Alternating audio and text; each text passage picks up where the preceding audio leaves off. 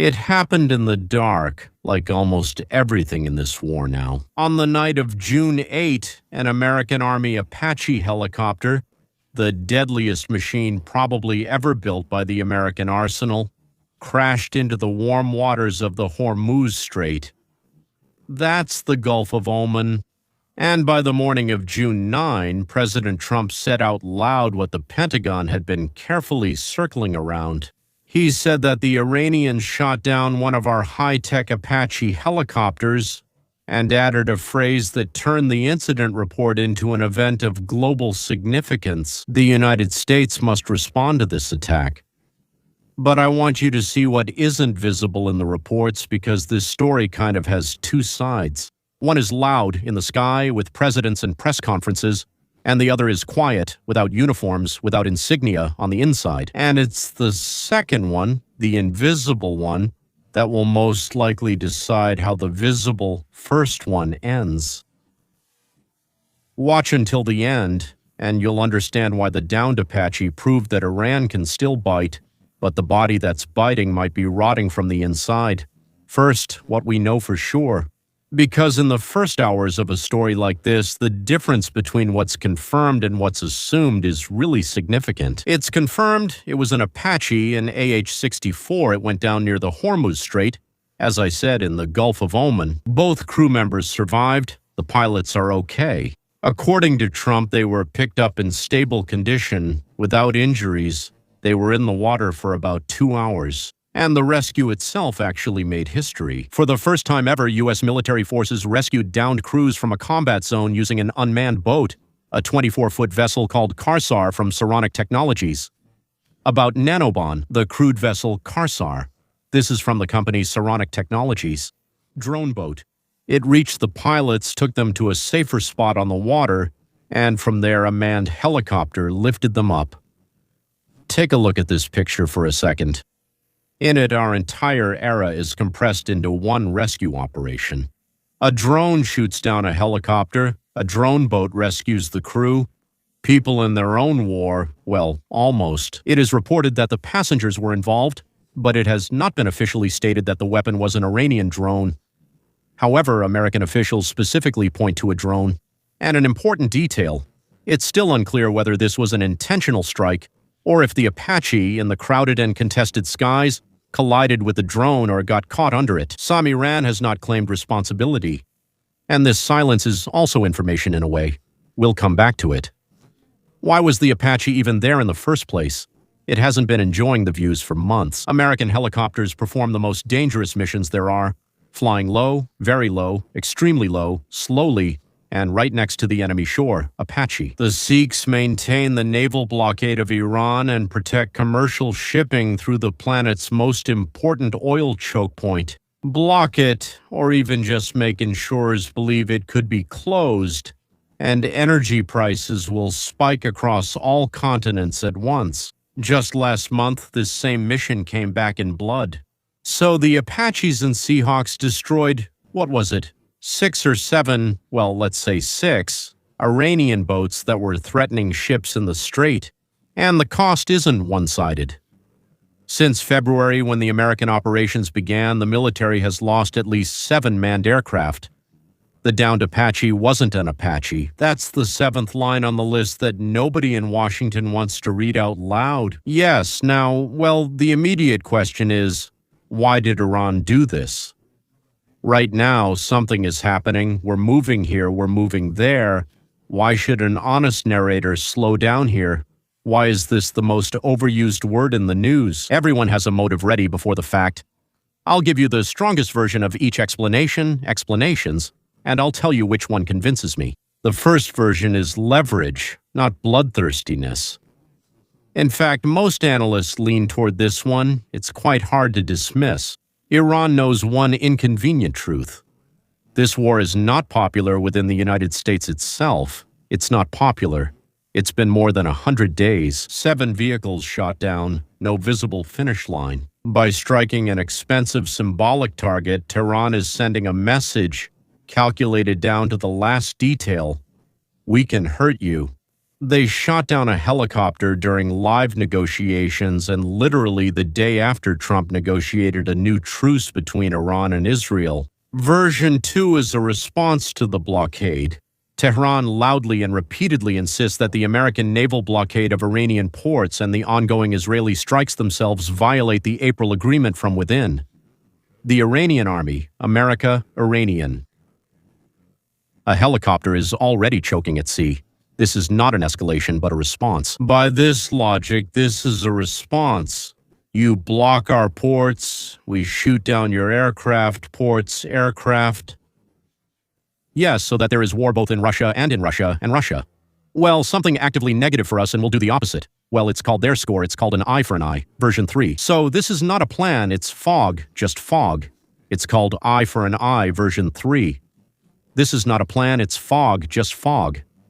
The most ordinary and most uncomfortable possibility is that no one at the top in Tehran ordered this. The strait is packed with drones, airplanes, missile batteries, nervous crews, and overlapping rules of engagement. A local commander miscalculated some mark on the radar, or a drone operator with too much authority and too little oversight. Maybe he had a drink, got distracted talking to a girl on the phone, and a machine worth more than a block crashed because of a misunderstanding.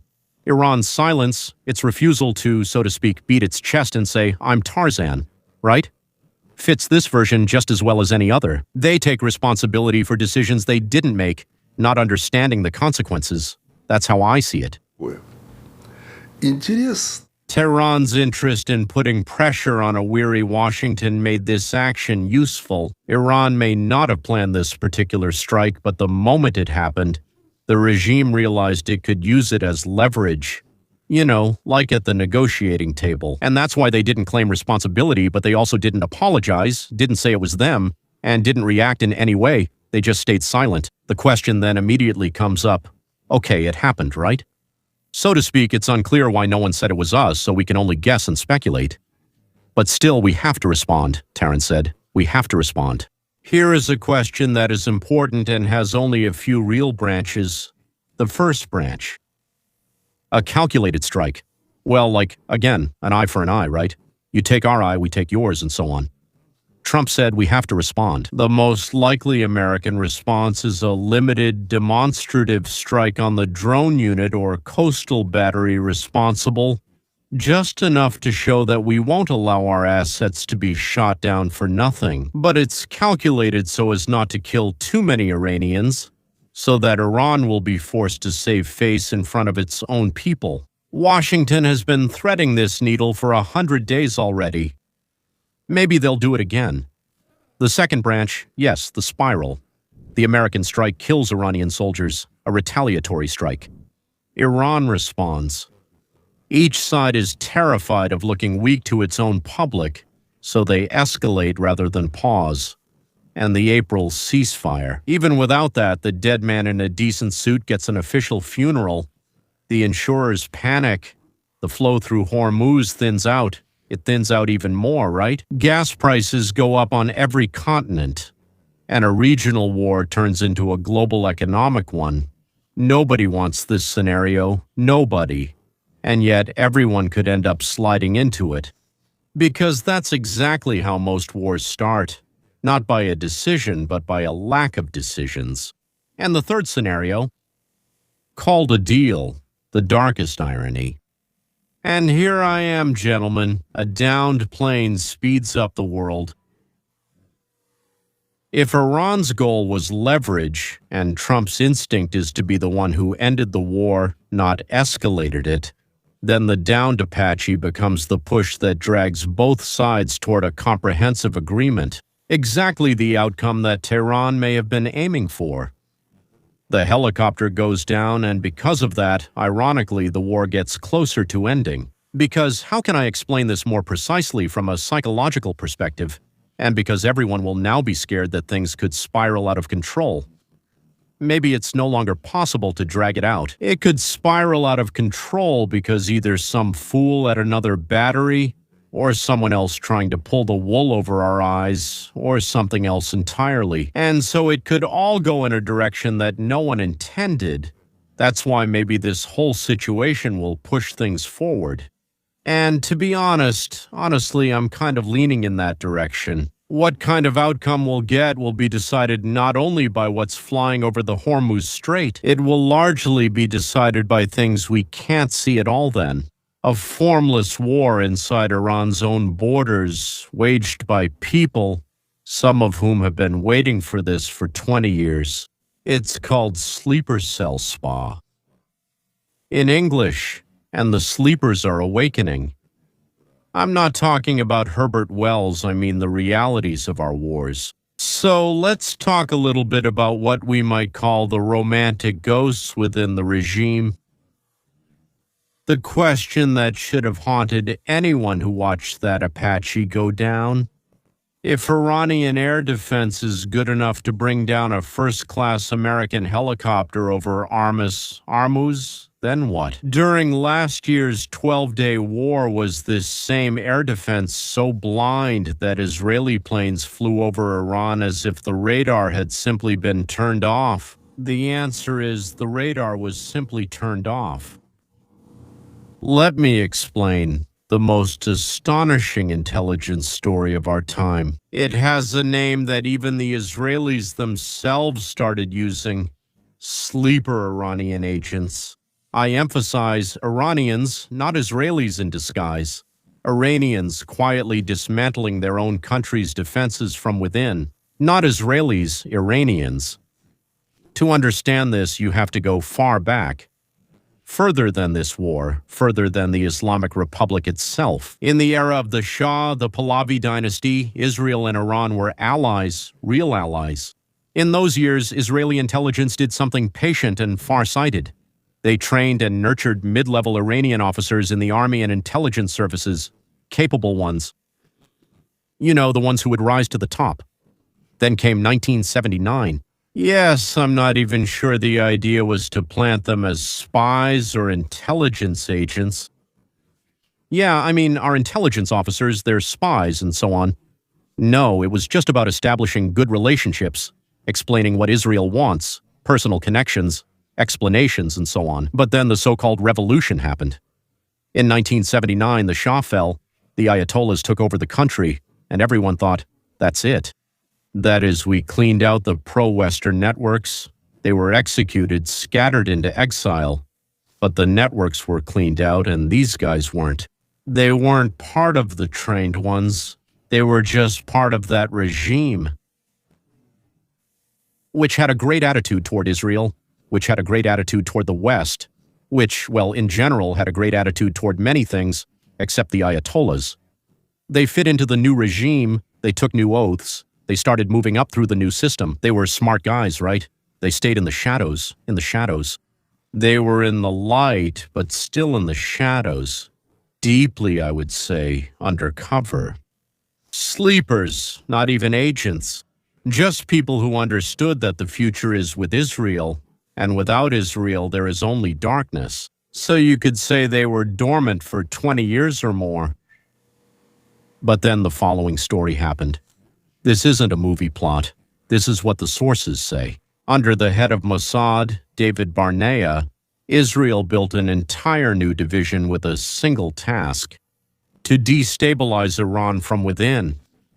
Sources point to May 2026, last month, as the date that Mossad marked in advance, as readiness for the next move, in advance. But putting this on the war calendar, the coincidence stops looking like a coincidence. The operational model as it is described has 3 layers, and all the genius is in how they fit together. Layer 1, high-level penetration agents. For the long game, the so-called sleepers, people with access to command structures, to air defense networks, to rooms where decisions are made, those who can make the radar look the wrong way at the right second. Layer 2, local resistance. Ordinary Iranians, there are many of them. They hate the regime, and they're ready to act. Plant a device, mark a target, carry a package, open a door. A country that imprisons and hangs its own daughters for uncovered hair is itself raising saboteurs against itself, and from saboteurs. The regime produces those very defectors who are later recruited by Mossad. Layer 3. Eyes in the sky. Modern remote surveillance and artificial intelligence. Satellites, signals, pattern analysis, technological communication, fusing reports from people on the ground into a single real-time picture. Connect these 3 layers and you get this chilling result, which analysts are talking about. Almost all of Iran's defense has become transparent to the Israelis. The regime is waging war. A. It's all visible. The 12-day war is proof of concept. All those guys, maybe not all, maybe some, we don't know. But a lot of those guys who were just guys back then have now become fathers. Some have even become grandmothers. And some have become grandfathers. They don't change their gender in Iran. They were no longer just agents of Israel. They became active helpers in overthrowing ATO. Last year, when Israel struck Iranian nuclear facilities, an operation built around the argument that Iran was getting close to the bomb, the sleepers were awakened. An Iranian Mossad agent spoke on Israeli television. He was among those who carried out preemptive strikes on the ground inside Iran. What does that mean? And the Israeli planes were only Israeli. They would come in, but the sabotage and explosions had already started happening. And a few minutes later, oh, that's why. Because the Israeli planes actually, it happened before that, in the most critical places. The defense was being shut down from the inside exactly at the moment when it was needed most. That's why the sky ended up being turned off. It was partly turned off physically. It was turned off. Not because the Iranian equipment failed, but because some of the Iranians operating it never truly belonged to the Ayatollahs. And then Mossad did something that at first glance seems insane. He leaked photos of the agents he had on Iranian soil. Can you imagine that? Mossad leaked photos of his own agents. Why would he expose his own people? But those photos weren't aimed at the public. They were aimed at the nervous system of the regime. The publication of those images, well, the publication, yes, so to speak, the leaks, gave the Iranians the opportunity to steal them. Well, I mean, it's just complete fantasy. And the publication of those images, the discovery of those images drove the Iranian intelligence services into a frenzy. They started a witch hunt. They arrested hundreds of Israeli spies, and let me tell you a secret, not a single one of them was actually an Israeli spy. And here comes the toughest move. Not a single one, not one of those they arrested, beat, tortured, or executed was an Israeli agent. Think about that. The Israelis released photos that led Iran to imprison and execute hundreds of its own innocent citizens, and the real network remained untouched. Through Iranian agents, the Israelis slipped hundreds of names of officers to Iranian intelligence, officers who had faithfully served the regime and were immediately arrested for allegedly working for Israel. The lists were meticulously prepared in such a way as to deal the greatest blow to Iran's defense. Well, after this, can anyone say that Israel brings no benefit to the United States of America?